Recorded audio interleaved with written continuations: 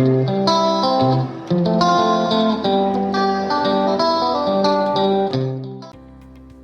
واسع تسبب فيه تعليق عصام شوالي على مباراة مصر والجزائر في كأس العرب بقطر، وقد تسبب تعليقه في انتقادات واسعة ضده وجهها له الجمهور الجزائري وكذلك الإعلامي قاد بن عمار الذي كتب عبر حسابه على فيسبوك: الإخوة الأعزاء في البين سبور، كان عندكم القدرة والإمكانيات حتى تقدموا المباراة بمعلقين اثنين وعبر قناتين صوتيتين لإرضاء كل الجمهور.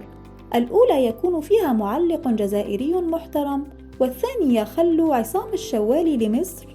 ثم عاد وسخر من تعليق عصام الشوالي فكتب: عودة إلى ميلان وليفربول، بصح والله ما على بالي شحال عندهم من بطاقات صفراء أو حمراء، المهم المتعة مضمونة والتعليق ممتاز.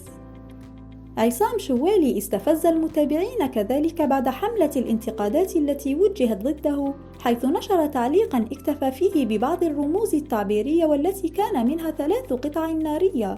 لم يفهم البعض سبب نشرها، وهل كان يقصد استمرار استفزازه للجمهور الجزائري؟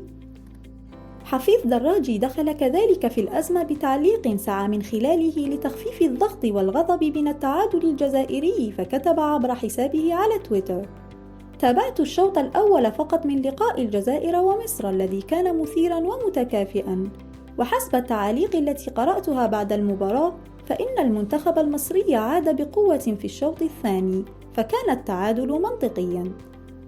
وأضاف دراجي: يجب أن نذكر بأننا لم نخسر لحد الآن، ونذكر بأننا لعبنا المباراة ب3 لاعبين أساسيين فقط من تشكيلة بالماضي، وهم مبولحي بنجاح وبليلي، ومع ذلك لم نتنقل إلى الدوحة للفوز على مصر، بل للتتويج بلقب البطولة، وهو التحدي الذي سنسعى لأجله، لأن المستحيل ليس جزائرياً.